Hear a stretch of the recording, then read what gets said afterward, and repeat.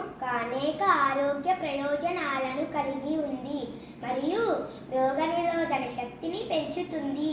ఆ తల్లిని ఎండిన తులసి కొమ్మతో దివిటీలు తయారు చేసి వెలిగించాలి. స్త్రీలు గాని పురుషులు గాని ఆబాల గోపాలమెవరు తనను పూజించినా సరే తక్షణమే కరుణించి ఉద్ధరించే తల్లి. ఆ తల్లిని ఇలా ప్రార్థించాలి. గోపా ప్రదక్షిణం నీకిస్తీనమ్మా, గోవిందుడి సన్నిధి నాకీయవమ్మ. గోపా ప్రదక్షిణం నీకిస్తీనమ్మా, గోవిందుడి సన్నిధి నాకీయవమ్మ.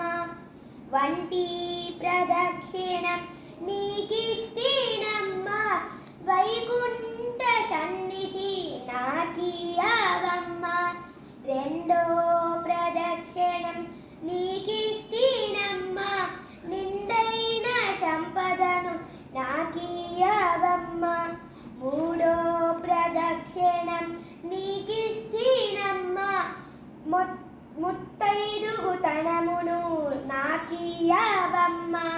నాలుగో ప్రదక్షిణం నీకిస్తీనమ్మా, నవధాన్య రాజులను నాకీయవమ్మ.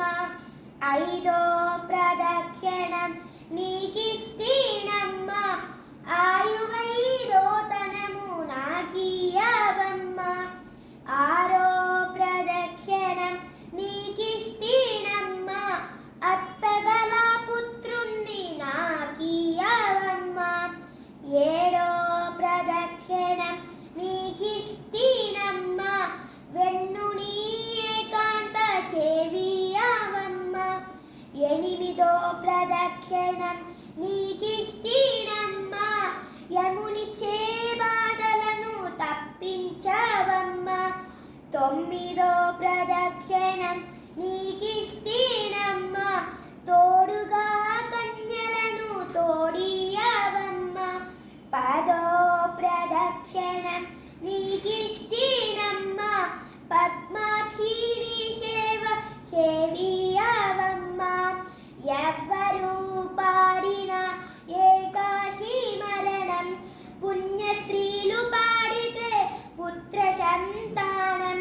రామ తులసి లక్ష్మి తులసి నిత్యం మా ఇంట కొలువై ఉండి విలసిల్లవమ్మ.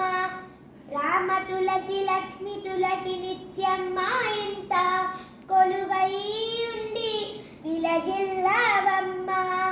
గోపా ప్రదక్షిణం నీకిస్తీనమ్మా, గోవిందుడి సన్నిధి నాకీయవమ్మ. గోపా ప్రదక్షిణం నీకిస్తీనమ్మా, గోవిందుడి సన్నిధి నాకీయవమ్మ. ధన్యవాదములు.